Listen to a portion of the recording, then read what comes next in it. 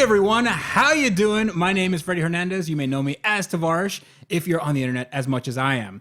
Joining me is my partner in crime, my co-host, Mr. Andrew Howell. It me.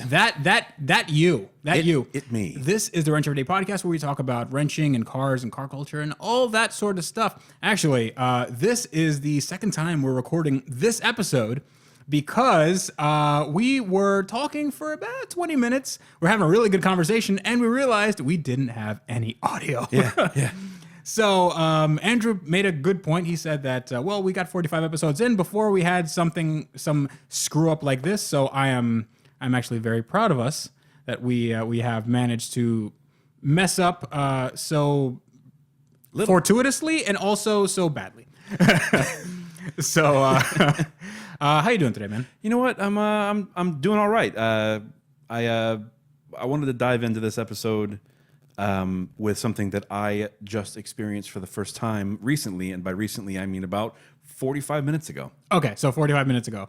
And I think I know what you're talking about, and I'm going to talk about it a little more. I'm going to hijack your subject here because you are talking, of course, about my awesome Turo rental. Guys, this guy managed to rent a vehicle from Turo that is missing an entire wheel. Yes, but it's done so from its inception, from the factory. So it wasn't like a car that just like didn't have a wheel and they said, "Oh, it's fine." Right. Yeah. No, it's good. Right. Even though that's kind of how it was made. Yes. So this is a Polaris Slingshot. I think we have a picture. Okay. For those of you that don't know. Okay. We also have the capability of putting pictures up while we're podcasting. We don't have an engineer to do this for us, so it may take us a second to... It also, this program is also not the best. So it might not work 100% of the time. So please bear with us. Hold on. Drum roll. Okay. And... bam! All right. Neat. It worked. There we go. Okay. So that is a Polaris Slingshot. Mine is a Slingshot SL, which means that it has some speaker luxuries. Speaker loud. Speakers loud. Yes, that's what it sounds for. That's what it sounds for. That's guys. what it sounds for, and we are here for talking. That's right. I can words today almost. So before we get into the actual drive that you had with this we should probably vehicle, talk about the car a little bit, right? Yeah. I want to talk about what you think of it, your reactions, and then my reactions. I want to hear what we think about the car before we get to the travel story. I have a lot of. So I think we have a little bit of first timer and then veteran, because I feel like I know this car inside and out. Sure. I've driven this car literally for many hours on end, which is more than most Slingshot owners have driven their cars. Most likely. Yeah. So I mean, they're going on short jaunts to the store or to Bike Week or whatever. Right. So maybe I will give my impressions, and then you give yours. Because yours is very fresh and mine is cemented into my memory. Yes. Okay. All right. So first off, one of my main gripes is ingress and egress. Mm-hmm. Getting in and out of this vehicle, there is no graceful way of doing it. Well, yes. I would push back a little bit in saying that a lot of supercars have the same thing. Sure. Yeah. Like, you can't get into a McLaren 570 and have it be a good, good looking thing. Yeah, of course. But I mean, you can. It depends on who you are, though. It's also a McLaren versus this thing. Sure, yeah, but it is very, very clunky. You have to get your feet in a weird. Yeah, you might need to do like this weird little curtsy thing. Like, it's not a good. Yeah. So then I got in. The seating position is horrid, very uncomfortable. Didn't enjoy it. The pedal box for someone that has size 15 wide feet was not accommodating, to say the least. Okay, it wasn't terrible. Here's the thing. Life is generally not accommodating to people with size 15 feet. Yeah, I know. So it's not like just that pedal box. It's like there's most of things. Okay. In life. Fine. The a bear bought some shoes today. I'm not a bear, thanks. Well, I kind of am, but not really. You're an otter. Nope. So the the pedals, the clutch, the brake, and the gas pedal have zero feel, and they feel like they came out of like a McDonald's Happy Meal. They feel very cheaply made. I would love the entire McDonald's car. Happy Meals came with clutches. The entire car feels like a Happy Meal toy. It's very cheaply made. Now, granted, it's only $20-something thousand. Only 20. How much is your car? You bought your car for $15,000. It is 10 times that experience. But whatever. Okay, let's. I don't want to. I'm gonna blow my load here. Yeah, don't hurt yourself. So the key, we have it right here. This is the key to your high quality Polaris Slingshot. It is a plastic Dorito. Yeah, that is very much what it is. On a key. Well, you know minus what? the carabiner here. It is a plastic Dorito. What's that thing that that was in Transformers 2? That they tried to, like, when Optimus Prime died and they tried to the pillar of something. Oh no! Oh no! Are you talking about the Matrix of Leadership? The Matrix of Leadership, yeah. So this is the Matrix of Leadership, except made in plastic, and also No, the Matrix of Leadership was like cool. Okay. It also wasn't a triangle. It was like a DNA looking thing. Okay. Come on. The cube. In the beginning, yes, there was the cube. We should do an entire episode with you as Optimus Prime. Push the Matrix into my chest. Do it now. Yeah. So I start the thing up. Right. It has this really cheap, stupid-looking start-stop button in the middle. Well, it's actually just a start button. To turn it off, you have to turn the key. Yeah. Like an Aston Martin. So stupid. It's just like an Aston Martin. Sure. It's exactly the same system. So I turn it on, and it sounds like crap. It doesn't sound great. It has, I will give you that. The motor. There are a few things I would push back on, but that I don't disagree with. The motor on this thing is a 2.2 liter Ecotech motor from a Chevy Cobalt. Not even the Cobalt SS, which is like the good motor. Right. It's like the naturally aspirated EcoBox motor. Yeah, like base model Cobalt right. motor. Yeah. That's it has like just over 170 horsepower and like. Well, 170 horsepower isn't that bad considering that the Civic Si in the mid 2000s had 160. Yeah, it also revved to like $9,000. This thing revs that one actually didn't. I had one. It revved to like 6,500. But yeah, this one is not rev happy. It also doesn't have VTEC. It does not have VTEC. So it's 173 horsepower, 166 foot-pounds torque, somewhere thereabouts. We looked it up the first time we tried recording this episode, so it's still fresh. That's how I know all my. Yeah. Usually I know like it's about this and about that. I don't know. So 166 foot-pounds at 4,700 RPM. Yes. Yes.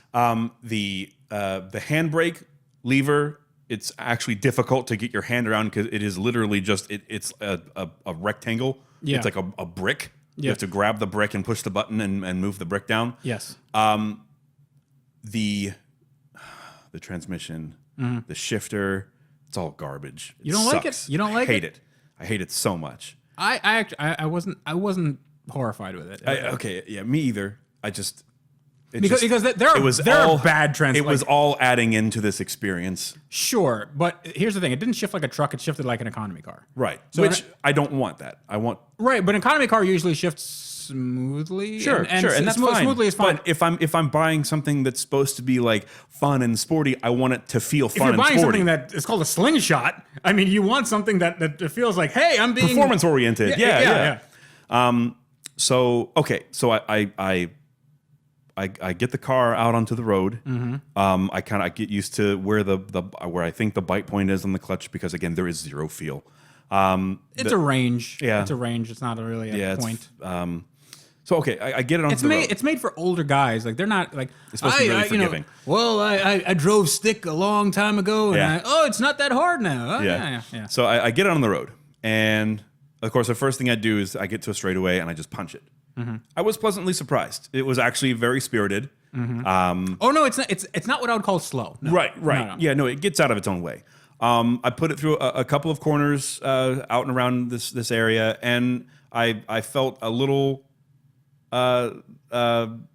I wouldn't feel very confident in its handling capabilities. It's not confidence inspiring, no. No, Not because at you only all. have one wheel in the back, so you have like 0 contact patch. Yes. You have and tire. Yeah. And that's not very And I'm good. not even sure what kind of tire they're. I think they're like Kenda something. I'm not. I don't even know. It's apparently one tire manufacturer that makes stuff for that car, which is weird because they use car tires. So I don't know. Yeah, it doesn't make any sense.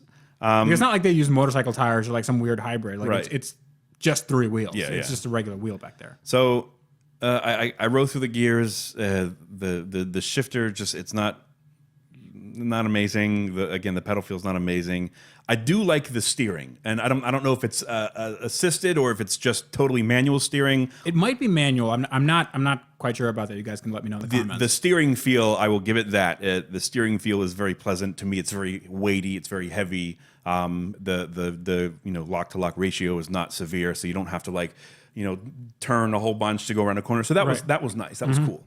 And it felt very direct. Sure. But here's the thing: the experience of driving something with like basically no doors, no roof, barely a windshield. I giggled. It was cool. Sure. It was kind of neat. Of course. It was enjoyable. Right. Here's what I think needs to happen with one of these. Cobalt SS swap is mandatory. Either the super or turbocharged. Right. One of the two. It needs some sort of forced induction. Okay, I agree. The brakes need to be improved tremendously. Yes. The brakes are terrible. You have basically nothing for 40% of the pedal travel, and then you have barely anything the rest of the way. They are not good. Yes. No, it's terrifying. It's like truck brakes. It just does not stop. Sort of. Yeah. Sort of without the immediacy of like they don't lock up. No. It's just like you really have to get on them. Yeah. So that's another improvement. And then the shifter. The shifter needs some sort of adjustment. There needs to be some kind of notchiness. There needs to be some sort of give. Notchiness. Okay. Yeah. Like it went into gear. It went into every gear. It didn't have to hunt. Didn't have to like fight with it or anything. But it just didn't. Again, it didn't feel like a performance-oriented vehicle. All right. So having said that, I take all your words. And I agree with most of them, actually. It's not like I'm going to have some crazy rebuttals here. I think for me, what I took away from it is the driving experience was mediocre, but the open air experience, that's what was cool. Yeah. So I think what you did in 10 minutes summed up everything about this car and why people like it, because they're not going to be driving it for a long time. They're going to be driving it for 10 minutes. Well, they're going to be driving for a little while, or maybe on the weekends or something. Yeah, they're going to be driving it on the road, and it'll just be for fun trips. So you're already in the fun mode, the fun mindset. Yes. So you don't really care about winning races or going to corners. Road trips in this car are not. It's not meant for road trips. No, there's no cargo space. There's no roof. So there's a little bit of cargo space. There's a little 2 cargo cubbies, one behind each wheel, one behind each seat. And a pretty generous glove box. Other than that, there's nothing in the car. So I understand everything you said, but I drove it for probably 10 hours over the last 2 days, something like that, combined 10 hours. I drove it from here in Central Florida to South Florida, Coconut Creek, where there was a DipCon. And for those of you who don't know what DipCon is a convention for Plastidip, for the product of Plastidip, which is a removable, peelable auto paint. Not really a convention, it was more of a car show. It's just so people that have dip cars and people that do this kind of plastic dipping, they can go and showcase their stuff. And there was vendors there, and there was a lot of fans, and it was just a fan meetup for me and David Patterson, that dude in blue, right? So I wanted to bring a car there that would, look a little interesting.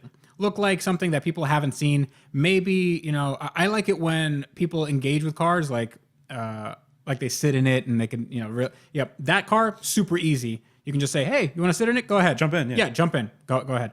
That's super easy. So it was either that or a Lexus RCF, which were about the same price on Turo. And they had the same kind of mileage allotments, like 100 miles a day. So I got it for 5 days because I had to drive, 200 miles one way, 200 miles back. So I drove this thing for 3 hours there.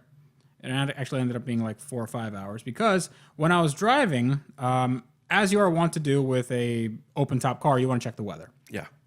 And I checked the weather, and it said, it's fine. Right? Sure. It'll be fine. It's not really rainy. If there's rain, it's going to be passing or something. So I'm driving, and I'm about 100 miles out from the destination, and I see these kind of dark clouds. They're not menacing, but they're like ominous. They're like, this may be a sign of things to come. So I passed those dark clouds, didn't rain. I'm like, okay, well, maybe it's, whatever, something. It's Florida. It happens. And then like up ahead, I see like it's getting pretty dark, and it's nowhere near sunset. And I'm thinking, was there a horizon sky cloud ratio, or was it just cloud to horizon? it was just kind of like a Just kind of a wash. Yeah. It was just like a gradient. If you apply a gradient filter on Photoshop, that's exactly what it looked like. I'm gonna guess that was rain. That was rain. Oh, yes. Yeah. So okay. I pulled over, and I put on my raincoat. So I love when you pull over in something that outlandish, and you're like putting on your rain your rain jacket, and everybody's like, "Oh, poor little guy." It's like, he's gonna have a bad time. Free car wash though. Free body wash, free shower. Ooh. Free shower. That's free continuous shower from Mother Nature. Free cold shower, really. Oh yay! And yes. nothing to look forward to before the cold shower. Just the cold shower. Yeah. It's like with your clothes on. Oh no. So I'm driving, and it starts to drizzle a little bit, and then you see the wall of water coming. Like it's 100 feet away. It should be noted on the navigation. You're like, wall of water in 300 yards, 200 yards. Get ready! It's like storming the beaches of Normandy. Ah! Yeah. No, it's it's the beaches are storming you. The beaches are storming you, right? No, like it's literally a wall of water coming at you, and I got caught in this torrential downpour. You couldn't see. I had no windshield. I had the visibility of maybe 20, 30 feet in front of me. Maybe that doesn't have any windshield wipers either, does it? Because it doesn't have a windshield. No, it doesn't have a windshield. What would it wipe? So I was wiping my own, because I had a helmet. I was wiping my visor with my hands. Oh, great. So I'm doing this, and I'm trying to make sure my glass doesn't fog up. So I crack it open a little bit, just so the wind can get in. But then I have like rain particles hitting me in the eye, right? So that's always fun. So I get back on the highway, and now I'm doing...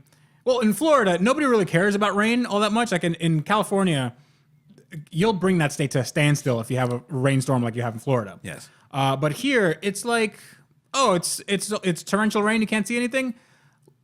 Instead of doing 75, we'll do 73. Like, or maybe not even that. Like, let's do 80 because we have to outrun this rain. The faster you go, to drive faster, there's a high pressure water. You get all love bugs off the front of your car. That's right. Oh, you got a free wash. So, these people were doing like high, 70, 80. And I'm going on there with a car with 3 wheels. I have no idea what kind of, like, these tires, I don't know if they're good in the wet. I have no idea. They're not, they're not Michelin Pilot Sport 4S's. They're like some, I don't know if they're Chinese brand or something. They're not any brand that I know. So there's a whole bunch of aspects about this particular Polaris are not confidence inspiring. No, definitely not. Especially not when I was stuck in traffic because it was rush hour. Again, this is just the best of timing. Rush hour on Friday. Oh man. And I'm going.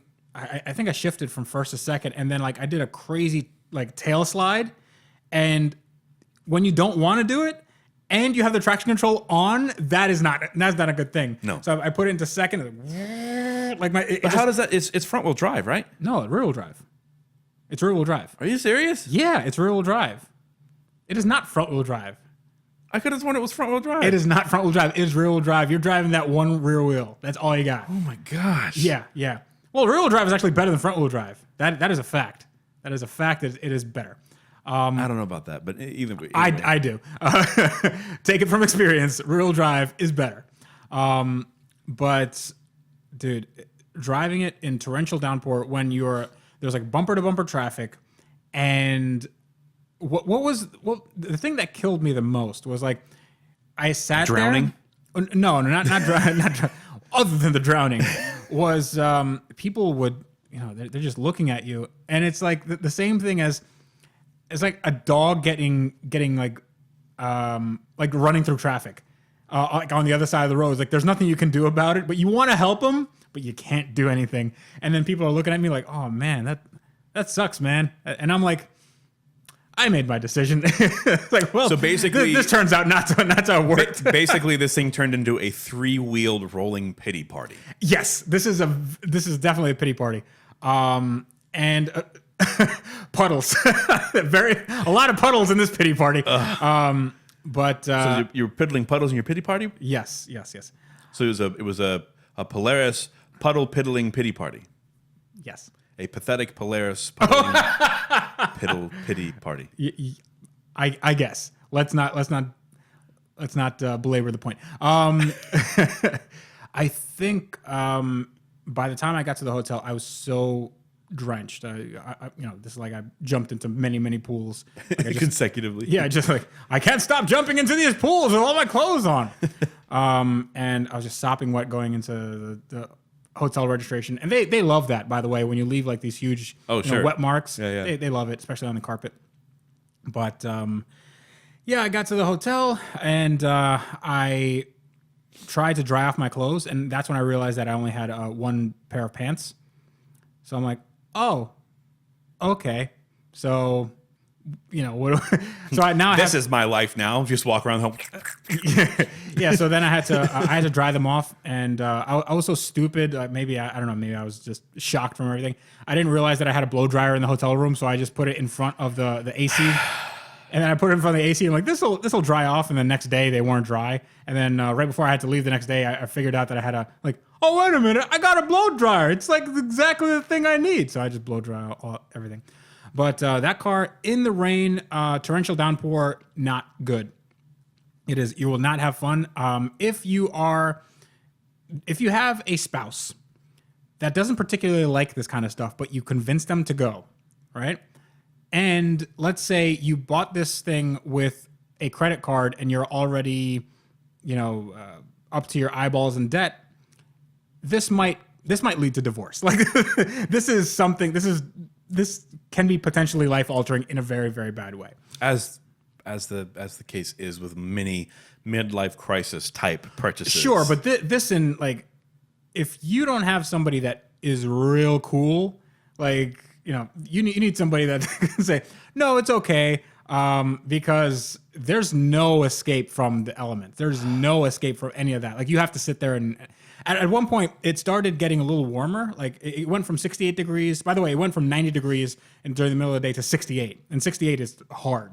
It's hard to deal with. Yeah, at 70 miles an hour. Right. No, I mean 68, and usually it's fine. Oh yeah, that's ideal. But when it's raining and you're going 70 and it's hitting you on all parts of your body, that ain't fun. Especially when you get that little goes down the small of your back, and you feel like you're sitting in a puddle of your own like wet sweat. Like it's so bad.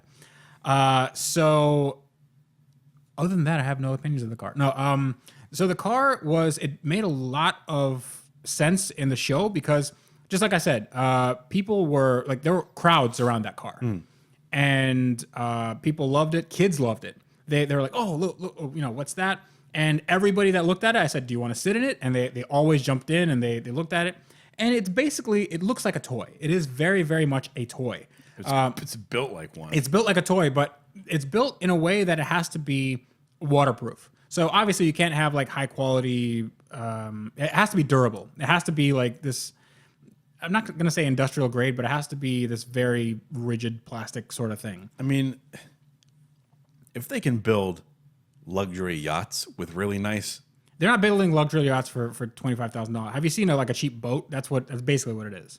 So a cheap boat is like, and cheap boats have worse build quality because they don't really care about panel gaps and stuff like that. Because the boat's gonna creak, it's gonna creak. Sure, but this is like if Nordic Track made a car. Like this is a, but doesn't it like there's casting flash on everything? It's like Nordic Track and Nerf got together. Yes, exactly. Like this is a Nerf car. Well, it's definitely a Nerf name. Oh yeah, the Slingshot. Yeah. So I would say, whoa, What was that? I hope you guys didn't hear that. So I think that this car needs a few things. Number one is brakes. So Again, yep, we're on the same page. so there. number one is brakes. Definitely needs a big brake kit or something that just Works. makes it a little more bitey, a little more responsive. Number two, I would say a little more power and better tires. A wider rear wheel would be nice. So here's the thing. After I drove this thing, I started doing a lot of research on these things because I wouldn't mind owning one if it was cheap enough. These things are not cheap, by the way. Like they're brand new. They're like $20-something thousand. You can actually find them for like 13 to 15 on the used car market, because what people do is they buy these things and they put them on, they finance them, and as soon as they finish paying them off, they go, my wife will kill me if I don't get rid of this thing, so I'm going to let it go for whatever. And they let it go for like 13, and it has 3,000 miles on it, maybe. It has no miles. And for that engine, that's nothing. Yeah. So they make turbo kits for this car. Obviously, because it's a Cobalt engine, they make lots of turbo kits. But the more interesting thing is, it's basically like a tube frame chassis in the front. So you can put whatever you want. There are LS swaps for this car. What? There are people that have done LS turbos for this car. That sounds terrifying. That is terrifying. So there's also a 4-wheel kit. So you can put a differential and pushrod suspension in the back so you have 4 wheels like an actual car. And you can put some better wheels and tires, something with a little more sidewall in there. And you can actually make it handle quite well if you get rid of a lot of these things. Wow. The steering wheel is something I really don't like. The steering wheel is the same steering wheel that you'd see on an arcade in 2006. Yeah. It's literally the same thing. It has the same plastic feel. It's very like, it'll disintegrate in a few years. Yeah, it's gross. It's not very good. It still has kind of those pockets of sweat, that just nasty human slime that MCM says. So that's something I would change. I don't like the looks of the car. I don't think it's a very good looking automobile. I mean, if you look at it, these fender arches here, they're not. They look like a weird transformer. Not even a particularly good one. It has this weird mustache. I don't know what they're trying to do there. I think it would look better with 2 wheels. I'm assuming with the 4-wheel kit, it has kind of like an exposed. Should we try to look this up on the internet? Let's give it a shot. Let's give it a shot. Okay, I'm going to give it a shot. But the 4-wheel kit is not. It's not as bad looking. It's actually pretty good looking. But I'm going to look up Polaris 4-wheel. No, Polaris Slingshot. Because Polaris also makes 4-wheelers, which is like an ATV. Yeah. Polaris Slingshot. Okay, so now, so What? Okay, now we're talking. yeah. So Now we're talking. I don't want to. Okay, let's see. We're open image new tab. Let's do that one. And wait. All right, so we have to see. Okay, refresh. Do this. All right, that's not gonna work. Whatever. That is not going to work. In any case, there is a 4-wheel conversion, and I'm still going to try to get this to work. But okay, there we go. There it is. Okay, so that is a 4-wheel conversion, and what it does is it's actually belt driven in the back like stock. So it uses that belt and it has a drive, but it also has a differential. So how much is a 4-wheel conversion kit? It's $10,000 to $12,000. Holy smokes! But considering that you can buy one of these for $13,000 and then you can have $10,000 into it, you'll basically be at the same price of a new one, and it's basically brand new anyway, with 4 wheels, and it will handle a lot better, and it will look a lot better. It reminds me of in 4-wheel spec. It kind of reminds me of a BAC mono, like Sort of beefed up, like an aerial Nomad and a BAC mono at the same time. So the BAC Mono looks a lot better than this car. Oh, of course. The BAC Mono looks like an F1 car, sort of. Sort of, yeah. But this kind of has similar styling cues from certain angles. I'm not saying it looks just like it, but it kind of reminds me of it. So what's another thing that's weird is that when you're driving when you're cruising at 80 to 100 miles an hour because this thing will cruise at that speed. Sure. It will. So it has these fenders, these real big plastic fenders, and the fenders and the hood are one piece, just one big piece of plastic. And they move around so much, like they're literally doing this, like just kind of flopping around in the breeze. They flexing on you? They flexing. So they move around a lot, and they act like parachutes. So this car realistically can do maybe, with the stock powertrain and all that stuff, maybe 110. Yeah. I mean, I went down to Mexico, and I got it up to around like 110. That's when things started getting weird because it started getting light at the front and also the back. Like the back started skipping around, and that was weird. That's what I got out of it. And it's not like it has a lot of power. This is a lot like if you see any supercar like a Koenigsegg or whatever near their top speed, they start going incrementally. They lose steam. Yeah, they lose steam, and like the air starts to fight them. This happens at 90 miles an hour. Boy. You'll put it in fourth and 90, and that's the gear you have to be in because fifth is just kind of useless at that point. It's only for fuel economy, but that's when you start really, it goes 90, 91, 92, and I don't know why you'd need to go that fast, really, because your hearing will get destroyed if you don't have earplugs in or you have something like earmuffs or like Bluetooth headset or something. What I did is I had headphones. I had earbuds. I had earbuds in, and I had the move for me. Since I'm driving for 4 hours, I don't want to just stare at the road, which is like the most boring road ever. It's literally a 2-lane road for 4 hours.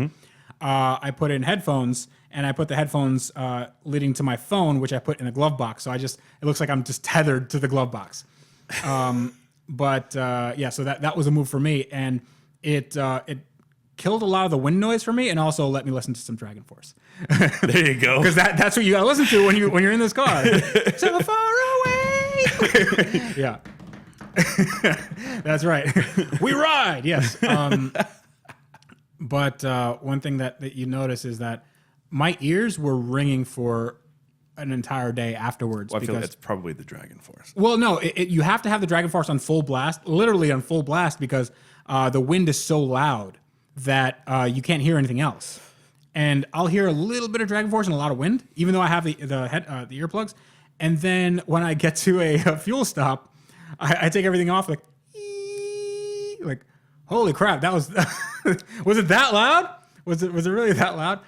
But you go in and can I get a Monster Energy drink? And sir, there's no need to. I'm not yelling. What? Yeah. No. I think that has to do with maybe bike riding in general, like just being on a motorcycle, because they get that same stuff. But in this car, if you're doing 90, at least on a bike, there is a little bit of a windshield, and you can kind of tuck in, and then it'll go over you. The wind hits you directly, like you are the first point of contact for the wind, because that windshield, it's kind of like a It's useless. No, it is useless, but it's not aerodynamic. Like it's slanted in a good angle. No. It's more like a wedge. Yeah. Like a real big wedge, like just kind of like this, like a shelf. Yeah. And then the wind hits it, and then for some reason just hits you right in the face. Like I've gotten pelted with bugs when I had my helmet on, and I would see bugs literally fly into my screen, unobstructed. There's nothing is. No wind resistance, nothing like that. So we need to make a new T-shirt that says "I am the windshield." Exactly. I am the windshield. It's only sold to Polaris owners. Right. So people, I've seen like 10 or 15 Polari, slingshots, driving to South Florida. I don't know if they're probably doing small trips. I don't think that they're doing like super long road trips. But every single one was not wearing a helmet. Every single one. And those people are insane. Those people are incredibly stupid. Like, why? First of all, the thing says you should if you're driving this car, you should always wear a helmet. But I say, okay, if you're going to like the store or something, you'll be fine. There's no helmet laws in Florida. Unfortunately. I'd wear them just in case. But you're going on a highway where you're like 70 to 100 miles an hour. And this is like keeping up with traffic because people do 90 miles an hour, no problem.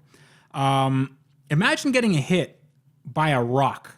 Like some car in front of you just kicks up a rock and it hits you in the face. You're going to feel that in the morning. Yeah, that'll destroy it. Like that can Kill you. That can kill you. So I have no idea why people don't do that. Like it's really, really dumb. I have been hit with rocks, like little pebbles or whatever, but it's like, if that would have hit me, that would have cut my face open or given me like a bruise or something. Some of them can knock you out. So if you get hit with something substantial. Now, you saw maybe 10 or so on your way down.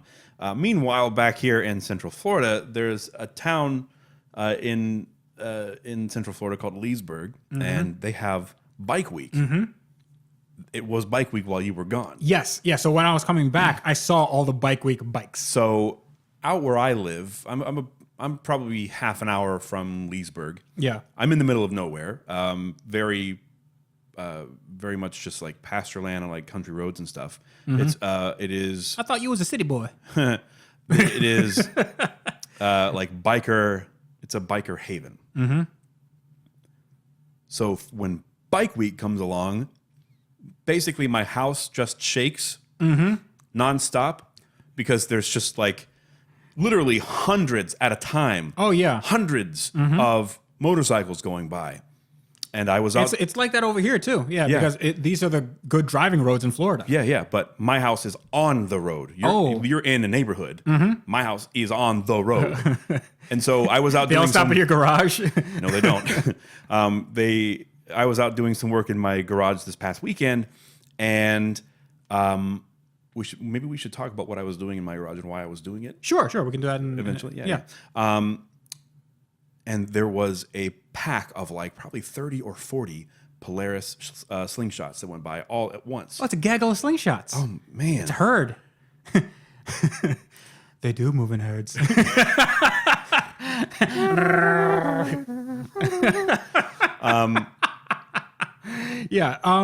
are, it's a tight knit community. It was a slangle of slingshots. That's right. I did go on the Slingshot forums, and there are people that have done really crazy builds and all that stuff. Really, really cool stuff.